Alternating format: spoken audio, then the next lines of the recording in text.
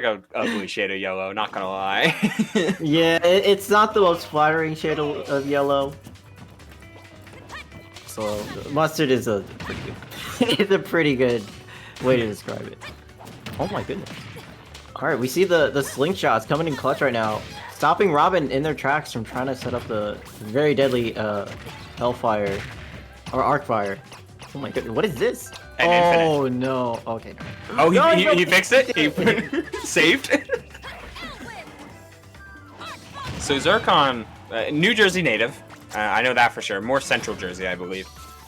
He's not been entering a ton, I'll stress. But when he does, he shows just how practiced he is with Isabelle, to the point where, like, honestly, he may be one of the better Isabelles in the country. And we were talking about Ganon mains' dedication to their character. Isabelle mains are dedicated to showing that this character has stuff. And she certainly does.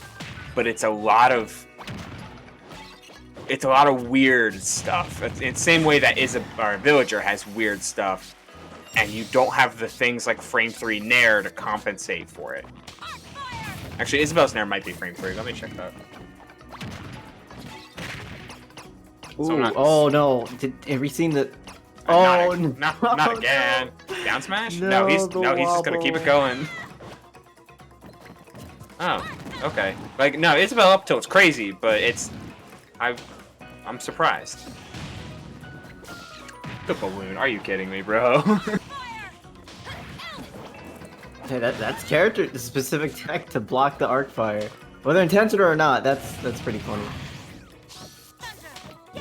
Still, tristories is steadily bringing this back. Robin, no shortage of kill potential on that Levin sword as soon as when it is out, which they do have, and Isabelle rather light.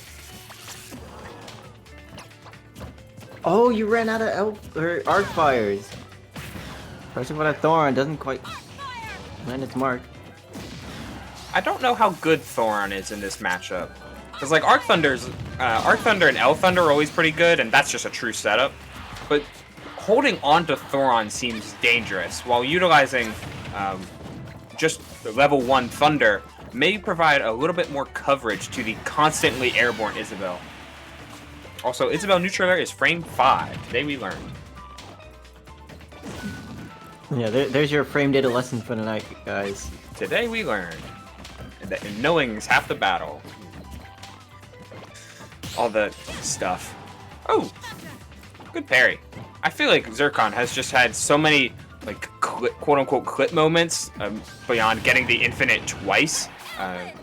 But, you know, wow, that was so clutch. Here's Tristories maintaining his stance.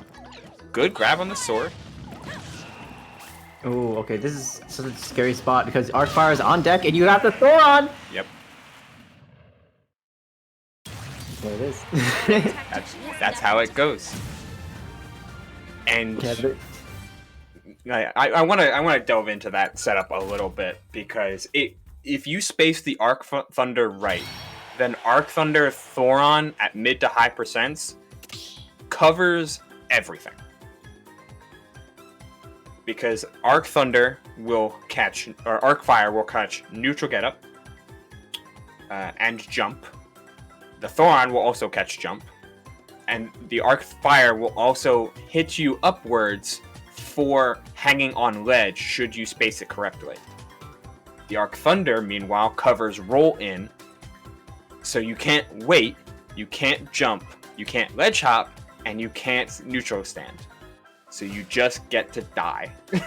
Yeah, it seems like if Robin's already charging, like if Robin already has a Arc Thunder, or what is it? Thoron. If Robin already has the Thoron fully charged, you know they're looking for one thing, and it's that Arcfire at the right spot to combo into that Thoron, as we just saw.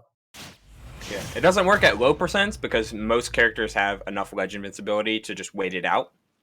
And if you don't space it correctly, then you can just also continue to wait. But with the proper spacing and proper timing, Tristories nets 2 stocks off of it and is feeling pretty good. Okay, jab out a hit stun. Let's go. I'm always surprised when I see characters, particularly slower characters like Robin, though their frame data isn't that slow, mash aerials out of hit stun and try to A land more frequently. As you are dead, yep. Ooh, okay. They were just drifting with each other for a long time there. I'm like, is something gonna happen? And then down air happened, and I don't think Tristories is ready for it because he didn't get the tech. And this more swing-happy game plan has been very, very good for Tristories in scramble situations, because Zercon looks like he's constantly trying to land these grabs and call out shields, but he's just not shielding, and has netted a pretty decent amount of damage off of it. Though Zercon is looking like he has something, he's got something figured out. Yeah, Zercon's movement just this whole game has been super, super good. Reads have been on point, reading double jumps, getting really good clips, or not clips, but like really good chip damage with the slingshots. Yeah, certainly plenty of that, to say the least. Great spot dodge, but it does not matter, and the gentleman will kill. It uses Arcfire Tome for a reason. The 1-2-3 will result in stocks, but Zercon takes it right back. That's a true combo. Just so you know it. The way really? Oh, it was crazy! I can't believe, one, that down air lasted long enough to hit 2 balloons. 2, the fact that neither of the Elwins hit Isabelle at the end. And 3, it's because it put Tristories back in this game. Yeah, that's absolutely massive. I think the balloons extended the down air hitbox to hit both. Either way, just going out there and hitting both Isabelle and Villager's recovery is the name of the game against them. They don't really have much to do about it unless they're going to preemptively hit you with up air, which is in and of itself a read. But Tristories now, this is a great chance, and honestly, you don't want to send this to Game 3. Me and my big mouth. Game 3, you say?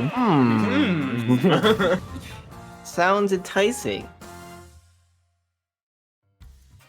I guess that is what we'll be seeing.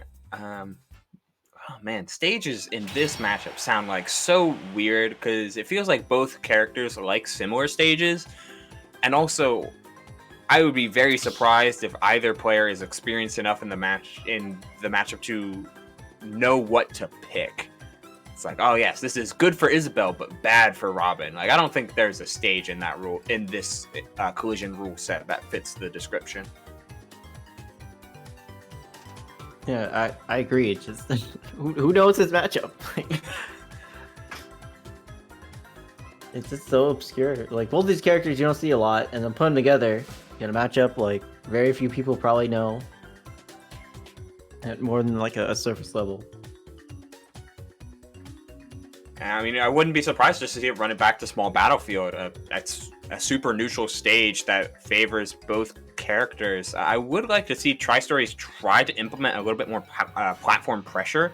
Zercon has been landing on platforms pretty free, then dropping through them or running off them to set up for fair/bare spacing. Yeah, we're not going to see anything else, though. Tristories may have to play a little bit more... capitalize a little bit more on some of his hits if he's gonna need to take this, because Zercon has been on point with his tech chasing and platform pressure. And here we go again. Yeah, I think at least in neutral, Tristory needs to be a little bit more conservative with how often they swing. Just because, like, I feel like a lot of times you're just getting clipped by a slingshot, and that gives Mr. Zercon an open go in, start a combo, start a juggle, something like that. Whereas, like you were mentioning earlier, in advantage, like that's when you want to start swinging and trying to capitalize. You can't shield grab. Yeah, good patience. If there's anything that Tristories has been doing, it's not falling for Zercon's traps. Like, sometimes he'll get hit and he'll get blown up. I mean, that's kind of just... certain players have really good punish games, but he hasn't really been tricked into falling into any of these smash attacks that Zercon has been throwing out, particularly on ledge. He's patient and he's playing calm because he knows that Robin can blow up characters should they get the chance. Oh, you're gone? Ooh. Yeah, you're gone. Did that like catch air dodge too? Like just kind of outlast the invincibility? I thought the power of a slow move, it was in startup while the air dodge was out. I thought at least, but okay. Yeah. but hey, like if it, I think while the hook lingers, it's just out, or not while it's out, but while it's traveling, it can grab. So Zercon could have easily reeled it back in on sight of the air dodge. Ooh, good thing Levin's sword did not run out, as that is a really important stock. It's hard to have a deficit against Villager or Isabelle thanks to the power of the slingshot, but this is a hella good advantage. Oh my goodness, that was an up smash. That could have been such a stylish stock from Mr. Zercon. But Tristory is able to get out. Oh, heard it. Oh, that forward almost taking it. But he lost Thoron and lost a lot of the Thunder Tome as a result. The layer, okay, the layers to that trap. If he caught, if he buffered any, I believe the F tilt would have caught ledge hang. So he forced him to buffer an option to get out of there, and he buffered the wrong one. Still, even game. Oh my goodness, it comboed into the Lloyd Rocket. That was cool. Down air? Okay, sure. I mean, it gets the job done. That's for very damn sure, as the consistencies of Isabelle's up air and down air show their head. Roll or no? Wow. This is just... What do you do? Like, the mental of Zercon, just to start pulling out different tricks. Oh, tried going for the Nosferatu, probably wanting to heal a little bit of health. Close the deficit. As he get back, he gets back just right through the falling neutral air from Zercon. This is coming down to the wire. Huge Nosferatu. Getting out of even a little bit of death percent is massive, and he had a tome to boot. Early air dodge used. I'm surprised we didn't see Zercon go out there. Oh, that was so good. The Lord Rocket covering roll. Mr. Zercon at ledge to try to react to whatever option they pick. But that is going to do it. Was running out of Elwyn tomes to begin with. Zercon's overshooting was just so good at the end. He